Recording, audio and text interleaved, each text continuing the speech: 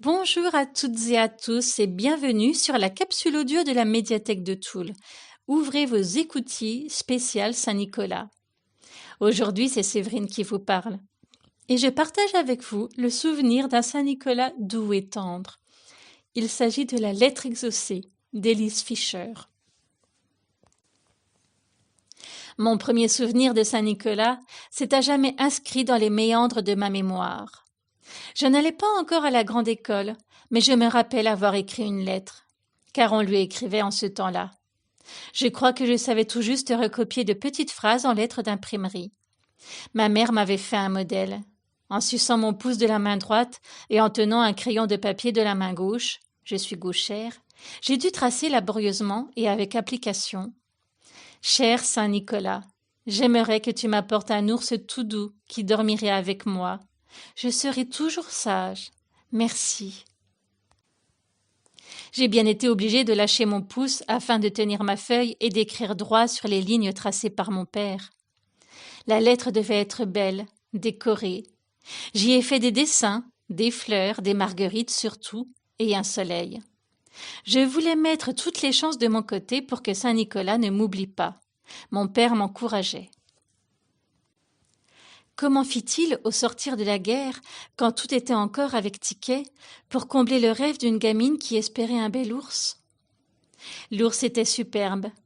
Il avait été fait sur mesure par une couturière, la femme d'un copain d'usine, qui avait travaillé avant la guerre à la fabrique de jouets près du pont enjambant la Meurthe, à Bouxières-aux-Dames. Mon père avait fourni du crin et du son pour remplir l'ours, et sans doute aussi quelques douzaines d'œufs de ses poules, une petite taxe supplémentaire pour le prix de la confection du futur compagnon de mes nuits enfantines. L'hiver s'était installé avant la date, et papa revenait épuisé après une nuit passée au laminoir. Je l'avais entendu rentrer et m'étais levée. J'avais vu qu'il tenait un énorme paquet mal ficelé, d'où émergeaient les oreilles arrondies de l'ours. Fut-il surpris par la gamine qui se dressait en pyjama devant lui? En tout cas, il ne perdit pas la face et déclara « Déjà réveillé? Écoute bien ce qui vient de m'arriver. J'étais sur le chemin de Montataire quand j'ai fait une belle rencontre. Oui, j'ai vu le grand Saint-Nicolas qui harnachait sa bourrique pour sa 10e tournée pendant que le père Fouettard réparait sa hotte. Il avait chargé tellement d'enfants désobéissants que la hotte avait un trou. Il était en forme et se réjouissait d'en apporter d'autres. C'est Saint-Nicolas qui m'intéressait, car je pensais à toi. Le jour allait se lever. Était-il déjà passé chez nous? Les yeux de Saint-Nicolas brillaient. On y lisait toute sa gentillesse, mais moi, c'est sa fatigue que j'ai vue.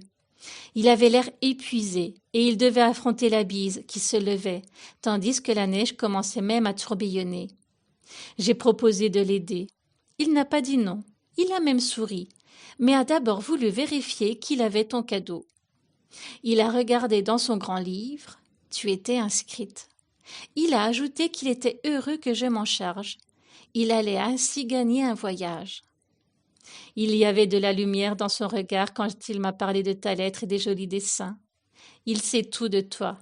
Tu as grandi, car tu n'as pas pleuré quand la sœur infirmière est venue te faire des piqûres.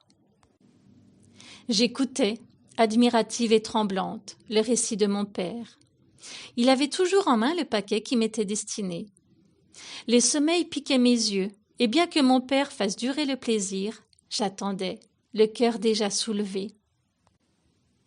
Regarde ce que Saint-Nicolas t'envoie. Et mon père a enfin sorti l'ours du grand papier et l'a assis sur une chaise. Un ours magnifique, au regard tendre, à la bouche presque souriante. Une belle peau brune, comme du pain d'épices, une peau bouclée et sans doute bien douce au toucher. Je le regardais sans oser m'en approcher. Pas encore. Ma mère nous avait rejoints.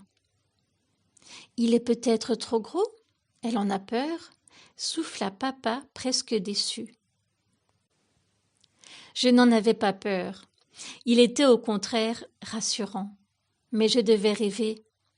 Dans ma tête d'enfant résonnaient les clochettes des fées, des lutins, de la bourrique de Saint-Nicolas. Et voilà que ces rêves entraient jusque chez nous, La grande cuisine se réchauffait, devenait douce à mesure que le feu reprenait dans le poêle depuis le retour de mon père. Cet ours avait de la majesté. Il ressemblait trait pour trait à ceux vus parfois dans les vitrines des magasins à Nancy. N'était-il pas réservé aux enfants de familles riches? Saint-Nicolas n'avait-il pas fait une erreur? Il allait sans doute venir le rechercher. Mon père devina-t-il mes interrogations? « Il est pour toi. Saint-Nicolas me l'a dit. » Encore des clochettes et des musiques dans la tête. C'était donc vrai, mon papa avait parlé avec Saint-Nicolas. Surtout ne pas se réveiller trop vite, sinon l'ours allait disparaître. D'ailleurs, la nuit bordait encore la maison de toutes parts. Mon regard s'enfiévrait. Vite, retourner au lit et dormir, mais pas seul. Gros Nounours m'y accompagnerait pour que se poursuive ce beau rêve, né de la tendresse dont est capable un papa pour une petite fille qui a le désir de le croire. Gros Nounours allait être mon bon géant, mon confident.